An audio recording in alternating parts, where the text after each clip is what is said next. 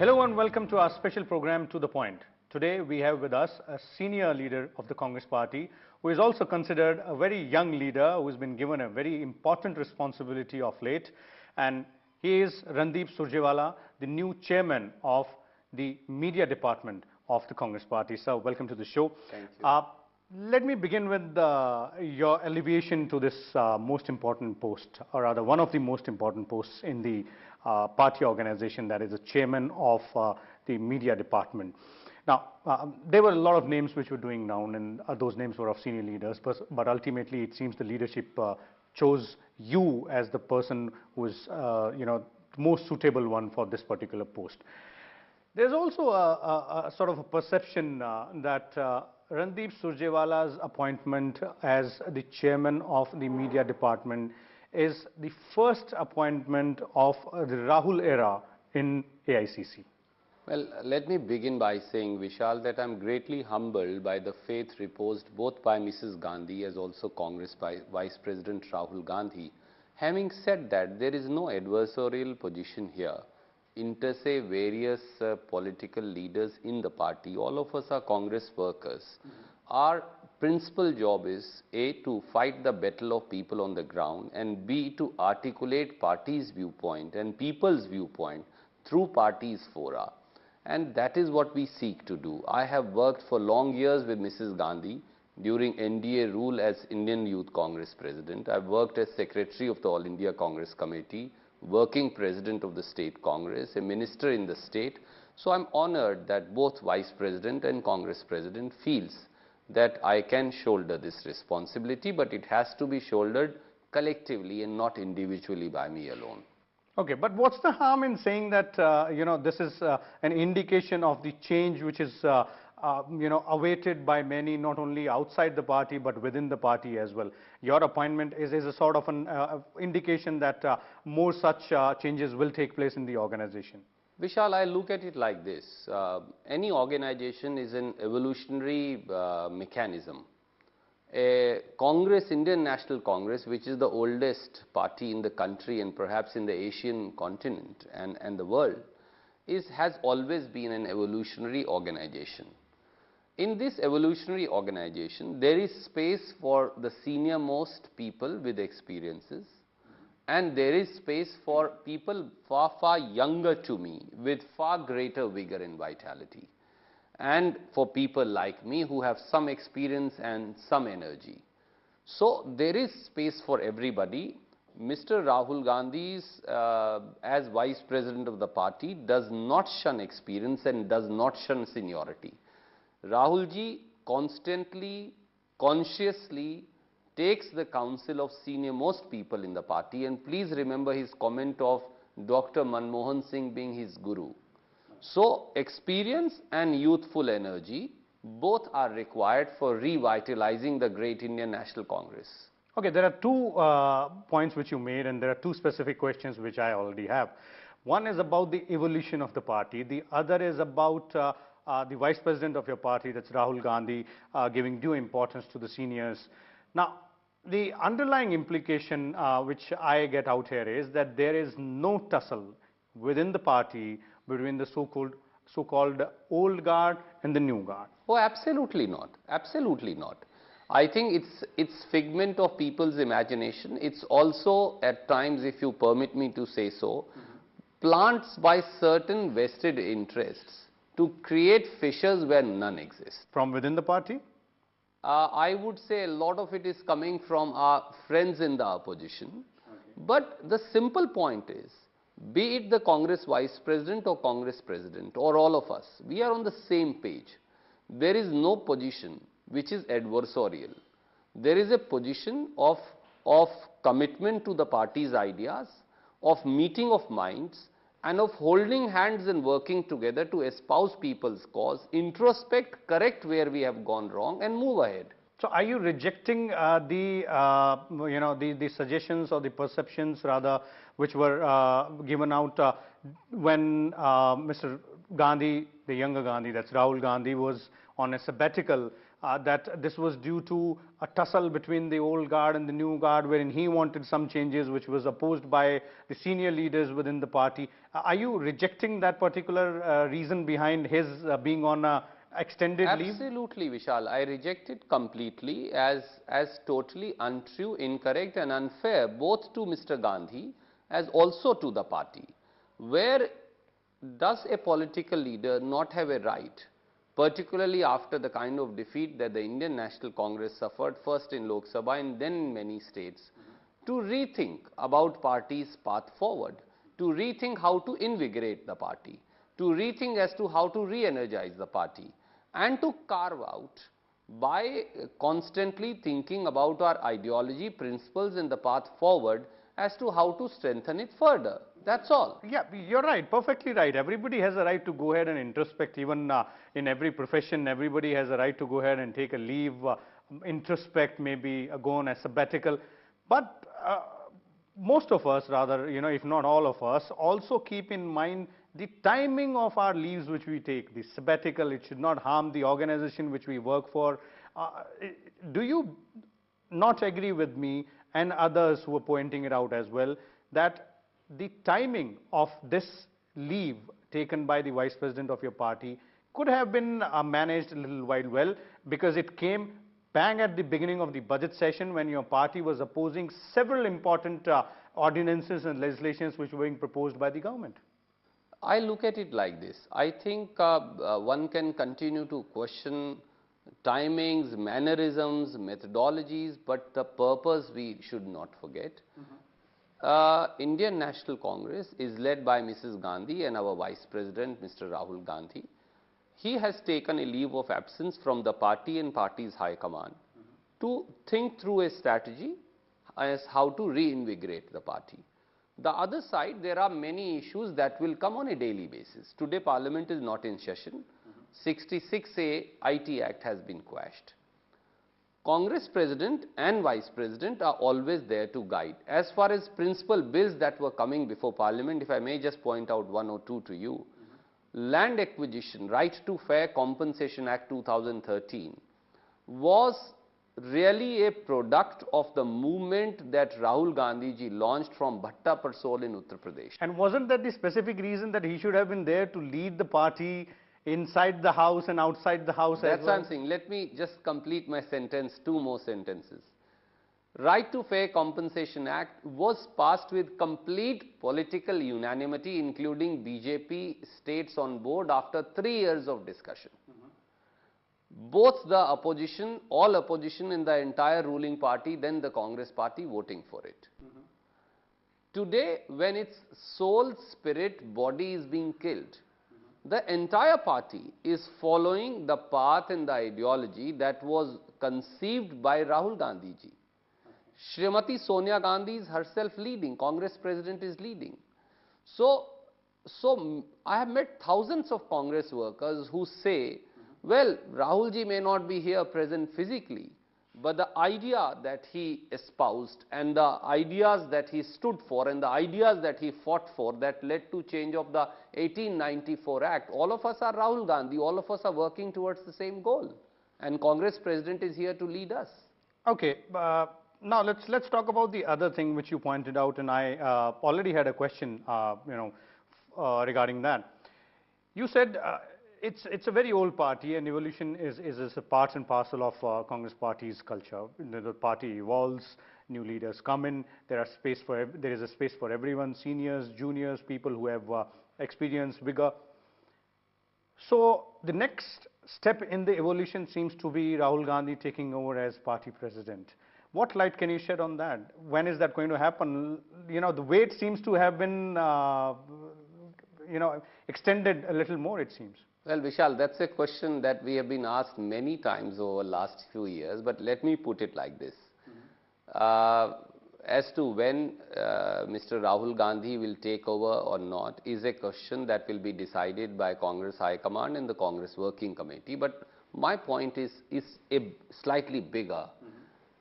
Is Congress President and Congress Vice President, are they present both in their by leading on ideology as also on issues on various issues and championing people's cause. Yes, he is very much part of the party's decision-making structure. Rahul Gandhi is very much a part of party's policy-making structure, as also somebody who leads the party. He led us in various campaigns in the states, he led us in parliament. We may lose some, we may win some. He led us even before this parliament in many elections that we won. So he will continue to lead us. So then what's the hesitation in saying or in making in public that yes, fine, this is the schedule, as per the schedule, Mr. Rahul Gandhi may or may not take over as president of the party, maybe in next month or in few months, or this will take a few more years. Why not bring clarity, about the leader who is so important to the party and who has been leading the party, as you said right now, in several electoral victories and defeats all through these years. So why not make it, make this statement time specific? Well, Vishal, I appreciate and respect your point, and I understand the curiosity of viewers as also Congress people across the country. But the simple point is that Congress President and Vice President both continue to lead the party. And as to when a leadership change will further happen or not happen will be decided by Congress Working Committee and Congress President in consultation with Congress Vice President, and we shall inform. Why are we in a rush? Why are we wanting to put specific dates, and why do you want me to announce those dates on Rajya Sabha TV? Well, I'm pretty sure that the decision taken by your party's leadership seems to have been in the right direction, because you're not exactly revealing as to what might happen as far as the evolution process is concerned. Okay, let me ask you one more question before we go into the break. That also pertains with the Gandhi family. A lot of demands have been made within the party itself, by leaders, by workers, that it's high time that the third Gandhi family member, that's Priyanka Gandhi, should make a foray into the politics now formally, should join the party, should take some sort of responsibility. So is that on the cards, or is that completely ruled out as of now? Well, let me put it like this. Miss Priyanka Gandhi is an important part of Nehru Gandhi family. She is, after all, the daughter of late Shri Rajiv Gandhi and Sonia Gandhi, and sister of Rahul Gandhi. Miss Priyanka Gandhi has defined her own role. I, as an individual, have right to define my political role. She has defined her political role and restricted it to the two parliamentary seats of her brother and her mother, Rai Bareli and Amethi, with which family has had a traditional bonding like a family member. And she has defined her role. She has decided not to expand her role. We must respect her decision. And Congress has respected her decision to define her own role. Okay, let's take a short break here, and when we come back, we will have a lot more questions for Mr. Surjewala about the future roadmap of the party, as well as the party's stand on several issues which are being raised by the Congress party's leader, both inside and outside the parliament. Welcome back. Mr. Randeep Surjewala is still with us. Sir, let's now talk about the revival plan of the party. Since, it has been almost 9 to 10 months since that humiliating defeat in the Lok Sabha elections, 1. 2, which was followed by successive defeats in assembly elections. A lot of time has passed for the Congress party's leaders and workers to introspect as to what can be done to bring the party back on the track. As part of this entire process, we saw that the Congress party's vice president held consultations with several leaders, and then we are being told that the state unit chiefs were asked to go ahead and take views from their own office bearers and party workers and send in a report as to what exactly can be done. But not many reports have come in, not many answers have come in. We are being told by our sources that the response has not been very enthusiastic. It seems, again, the entire idea of putting the party back on track, the revival plan, seemed to have, been floundered somewhere. I would put it like this. I think Shri Rahul Gandhi is perhaps the only political leader who had the courage of conviction to openly discuss, deliberate issues, as also look at the path and reasons as to where we went wrong and why did we lose. He held personal consultations, unlike any other leader who perhaps would not do after such a big loss, with close to 1,000 Congress leaders of various stature personally. He also held consultations with parties, general secretaries, party presidents, etc. Lots of opinions have come. And I think once Mr. Rahul Gandhi returns, he would have given it a final shape and the way ahead. But having said that, can you not notice that in 9 months, as Modi government has floundered, as they have breached every promise that they had made to people, from bringing back black money to now killing the soul, as also taking away the bread of the farmers? Congress is the one which is in the forefront of leading people's movement for change and demanding accountability. Okay. And I think that itself, our state units are fighting, our district units are fighting, parties fighting at national level. We are creating issues inside and outside the parliament. We are championing people's issues. We are becoming their voice, and we are fighting for their rights. This is what a principal opposition's role is. Okay, fine. You said responses have come in from the state units and from several leaders during the consultation process. If not tell us what the main responses are, then at least can we or can the viewers know as to what is the main focus areas of the party's revival plan? Vishal, you would permit us and respect that a party has had a free and frank internal discussions on various issues, as also course corrections required, as also ideological moorings of the party, as also the way forward. I think it needs to be crystallized. Individual ideas can neither be deliberated in the short span of time that you have here, nor can one person's out of thousands of people who have given ideas be the sole center point for discussing the way forward. Mr. Gandhi will crystallize this, will have his own application of mind, introspect, think over, and provide the way forward. In the meanwhile, we'll continue to fight on the various promises and that Modi government had made to the people, the way it has floundered, the way economy has floundered, the way 60% of India's population, the farmer, is crying, the way government employees are crying, and the way autocracy is the order of the day with no minister having any power. I think all these are issues we are raising. Okay, fair enough. We, or rather anyone would give it to you that this is an internal process of the party. So, it's up to you guys to go ahead and deliberate and chart out a future course of action. Let's talk about issues now. You said, in your answer to the previous question that the Congress party has championed the cause of the people, has raised voices. One very important stand which was taken by the Congress party at the onset of this, even before the budget session began, was to oppose the ordinances which were put in place or which were promulgated by the NDA government led by BJP in the past few months, be it on FDI and insurance, be it on coal blocks, be it on mines and minerals, land acquisition, and few others as well. In this session, which is the first part of the session, which is concluded, more than 70 to 80% of these ordinances have now been made into laws.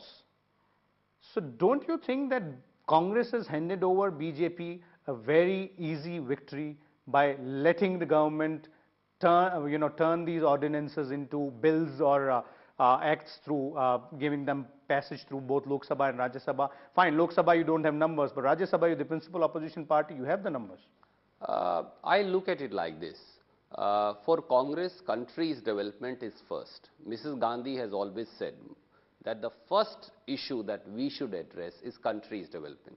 And our support to the insurance bill, which was obstructed by none other than BJP, and the father of obstructionism in parliament, Mr. Arun Jaitley himself, who obstructed everything for decades and now calls it's like the pot calling the kettle black.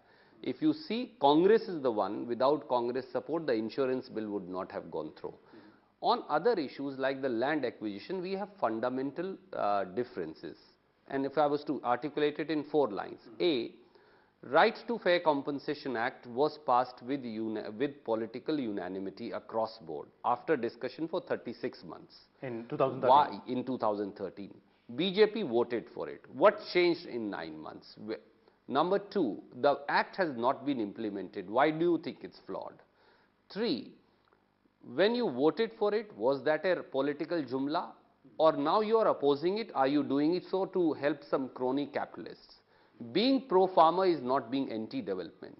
But when you take away the bread and butter, the soul and life of the farmer, and you hand it over to certain crony capitalists, and for that if you are amending the Land Acquisition Act, that is our opposition in principle, and that is why government has seen that even their own allies, be it the Shiv Sena, be it the Akali Dal Badal, and be it many others, have openly opposed, have opposed from platforms where Prime Minister was present. On the Mines and Minerals Bill that has gone through despite our opposition, you win some, you lose some. Ours was a principled stance that the coal mines should not be nationalized in a fashion where Coal India Limited has no right and country's precious resources are handed over completely to private sector. We've always said private sector has a role in coal mining, its exploitation, but a principal role must always be with CIL for the simple reason that all PSUs which supply electricity to you and me are run by the government, they are not run by private companies. So let's not throw people of India to the vagaries of market forces, whose profit motive may be the only driver for whom. Because PSU who supply electricity, they have to buy precious coal and they have to be supplied coal at a definite price. Okay, one of the very important argument which was given by leaders of your party for opposing the ordinances which were promulgated by the NDA government on all these issues was that most of these ordinances were on policy issues, and your party says that the government should not bring ordinances on policy issues, rather they should be brought in the form of a bill, they should be discussed inside the parliament and then rejected or accepted, passed or be made into law. But then this is not the first time, and that's what the government's argument is, that it is not the first time that ordinances have been brought in such issues. They were brought during your government as well, and incidentally Congress party is the party which has ruled this country for maximum number of years, so a maximum number of ordinances would obviously be brought by your party only. So why this opposition saying that don't bring on policy issues, don't bring ordinances? I agree. Ordinance making power is part of the constitutional process. All that we've said, don't abuse the constitutional process in a fashion where it becomes a mockery. You let the parliament be prorogued, and then on the New Year's, you kill the soul and spirit of Right to Fair Compensation Act by bringing in an ordinance. Why? Why did the Modi government not bring it in shape of a bill during last parliament? After all, it had to be deliberated now.